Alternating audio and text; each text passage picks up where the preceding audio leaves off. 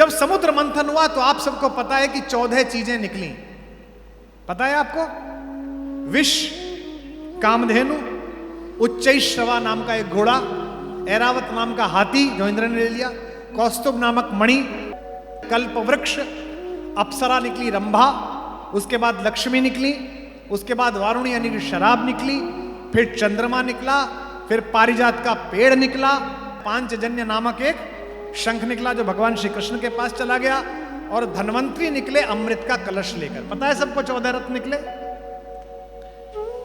आज तक आपने 14 रत्न सुने होंगे। मुझे यह बताइए ऐसे क्यों निकले कि पहले विष निकला फिर कामधेनु निकली? ऐसे भी तो होता था, पहले कामधेनु निकल आती, बल्कि ज्यादा अच्छा होता पहले शराब निकलती पीपा के छुट्टी।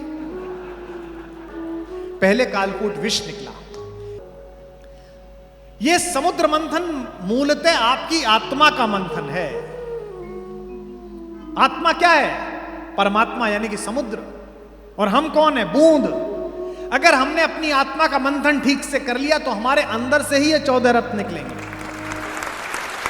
कुमार जी, सनातन धर्म की कई कथाएं साइंटिफिकली गलत लगती हैं। अभी तो बताया था भैया तेरी साइंस बहुत पीछे चल रही है, थोड़ा स्पीड बढ़ा। धर्म की माने तो चंद्रमा समुद्र मंथन से निकला, और अब चंद्रयान 2 के समय ऐसी कथाओं पर क्या भरोसा करूं? अब देखिए, जितनी भी कहानियां हैं और जितनी ये राम की कहानी है, इसको आप, मैंने कल भी कहा था, इसको सिंबॉलिक सीखिए। आप सबको पता है कि समुद्र का मंथन हुआ। समुद्र का मंथन माने देवताओं ने और असुरों ने कहा यार इसमें बहुत माल पड़ा है, निकाल लेते हैं। ये कैसे पता था कि तेल कहां निकलेगा? सैटेलाइट के बाद से पता चलना शुरू हुआ। आज भी बहुत सारा भारत में आयरन ओर पड़ा हुआ है, जगह जगह गोल्ड पड़ा हुआ है, पता नहीं है, निकालेंगे। जब समुद्र मंथन हुआ तो आप सबको पता है कि 14 चीजें निकली। पता है आपको? विष, कामधेनु, उच्चैश्रवा नाम का एक घोड़ा, ऐरावत नाम का हाथी जो इंद्र ने ले लिया, कौस्तुभ नामक मणि, कल्प वृक्ष, अप्सरा निकली रंभा, उसके बाद लक्ष्मी निकली, उसके बाद वारुणी यानी कि शराब निकली, फिर चंद्रमा निकला, फिर पारिजात का पेड़ निकला, पांचजन्य नामक एक शंख निकला जो भगवान श्री कृष्ण के पास चला गया, और धन्वंतरी निकले अमृत का कलश लेकर। पता है सबको 14 रत्न निकले? आज तक आपने 14 रत्न सुने होंगे। मुझे यह बताइए ऐसे क्यों निकले कि पहले विष निकला फिर कामधेनु निकली? ऐसे भी तो होता था, पहले कामधेनु निकल आती, बल्कि ज्यादा अच्छा होता पहले शराब निकलती पीपा के छुट्टी। पहले कालकूट विष निकला। यह समुद्र मंथन मूलतः आपकी आत्मा का मंथन है। आत्मा क्या है? परमात्मा यानी कि समुद्र। और हम कौन है? बूंद। अगर हमने अपनी आत्मा का मंथन ठीक से कर लिया तो हमारे अंदर से ही ये 14 रत्न निकलेंगे। पहला रत्न कालकूट विष, यानी कि अगर आपने अपनी यात्रा के पथ में दुनिया का उपहास, दुनिया की निंदाएं, इसका विष पी लिया और आगे चले तो यात्रा प्रारंभ हो गई। पहला रत्न आपका।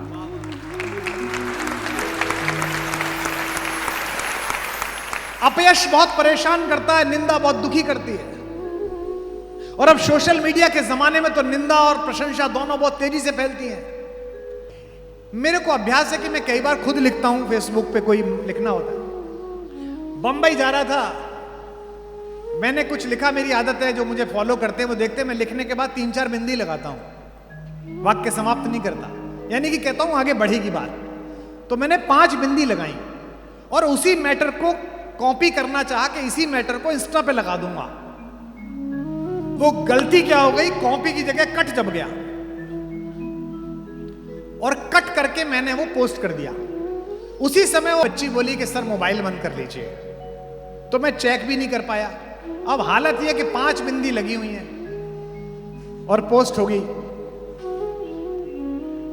आपको आश्चर्य होगा, मैं बंबई उतरा तो मैं 10 मिनट तक हंसता रहा।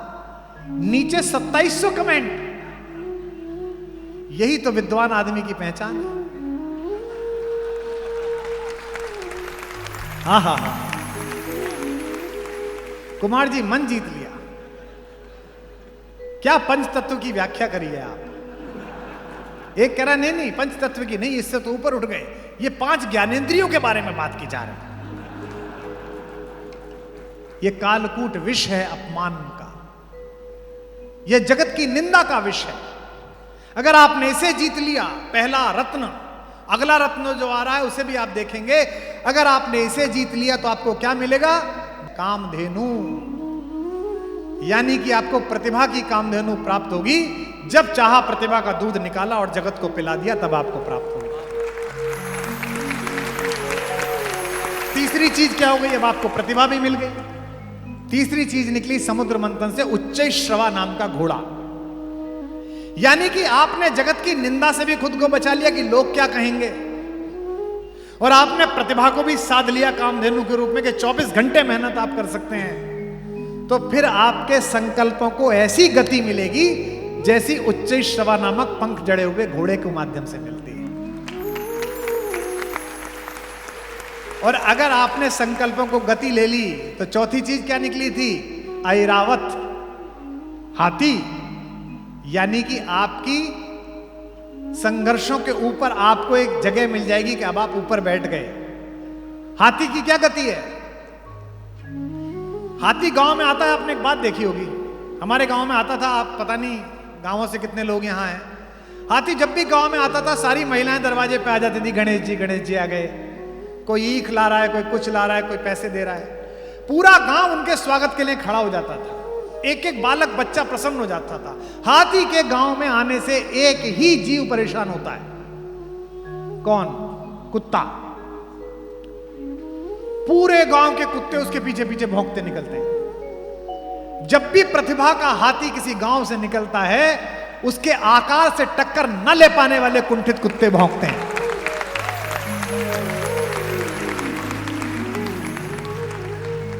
और आश्चर्यजनक बात देखो, ये कुत्ते आगे नहीं भौंकते,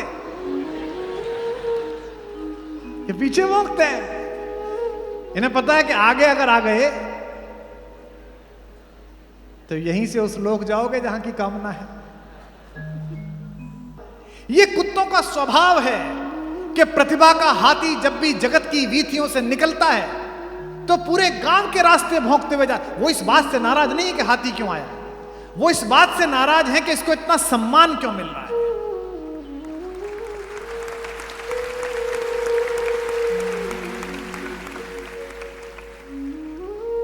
हमको तो लात पड़ती है, जिस दरवाजे जाओ दूर मार डंडा, अरे खाना रखा कुत्ता आ गया जरा डंडा मार देना। और एक ही है, दूसरे वो इस बात के लिए भी भौंकते हैं कि हम इतना भौंक रहे हैं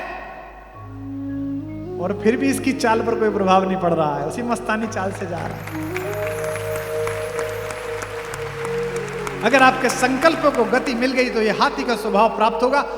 जब भी आपकी प्रतिभा के पीछे कुत्ते भौंके तो परेशान मत होना, क्योंकि आज तक किसी भी हाथी को भौंकते भौंकते कुत्ते अपने गांव से बाहर नहीं गए, उसी गांव में रह जाते हैं। उनकी इतनी औकात होती है कि वहीं तक रह जाए, क्योंकि उनकी एक हद है, उनकी सीमा है। कुछ देर तक भौंकेंगे और मुड़ने के बाद एक दूसरे की तरफ देखेंगे, अच्छा भौंका ना, बहुत अच्छा, बहुत सुंदर, और फिर एक दूसरे को प्रशंसा करते हुए आकर फिर उसी जुगाड़ में लग जाएंगे कि आज शाम खाना कहां हो। हाथी अगले गांव में आदर लेने के लिए चला जाएगा। इसीलिए कहते हैं स्वदेशे पूज्यते राजा, विद्वान सर्वत्र पूज्यते। राजा का सम्मान तो अपने देश में होता है, विद्वान का सम्मान हर जगह होता है।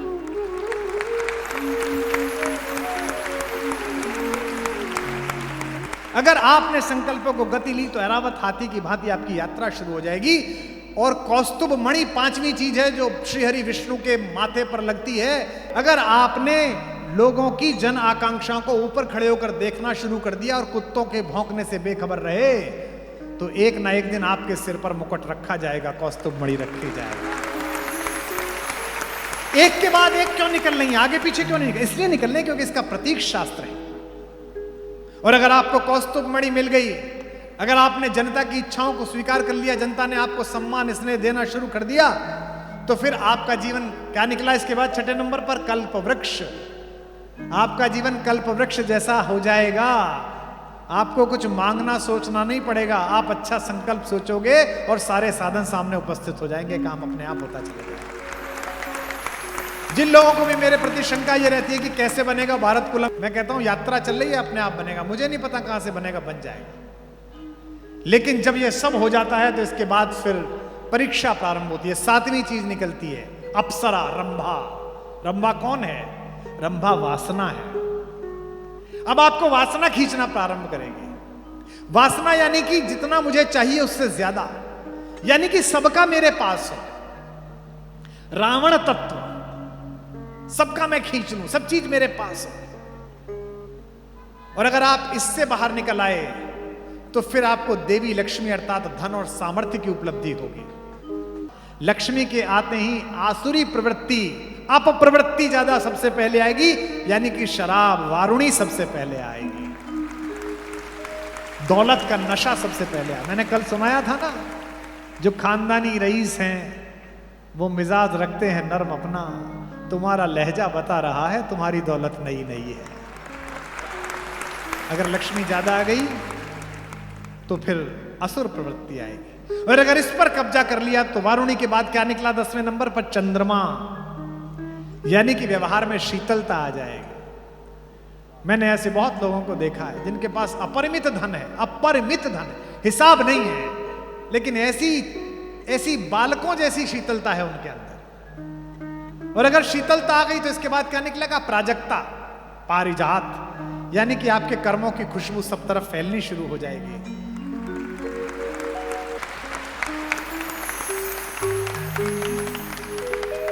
और अगर ये फैल गई तो 12वें नंबर पर क्या निकलेगा? पांचजन्य, यानी कि उद्घोष, पूरे विश्व में आपकी कीर्ति फैल जाएगी कि क्या अद्भुत आदमी है। और इसके बाद निकलेंगे धनवंतरी, अमृत को लेकर, यानी कि एक समय ऐसा आएगा कि आप अपनी इच्छाओं से ऊपर उठ जाएंगे और आपकी आत्मा में, आपके शरीर में, आपकी जिह्वा में, आपके धन में ऐसा अमृत तत्व होगा कि जो दुखी आपके दरवाजे पे आए, आपके पास आए, उसका उपचार हो जाए, उसका जीवन सफल हो जाए। ये 14 रत्न। पर समस्या यह है कि तुम अपने धर्म ग्रंथों को पढ़ नहीं रहे हो, तुम अपने बुजुर्गों के पास बैठ नहीं रहे हो, तुम अपने व्याख्याकारों में आस्था नहीं रख रहे हो।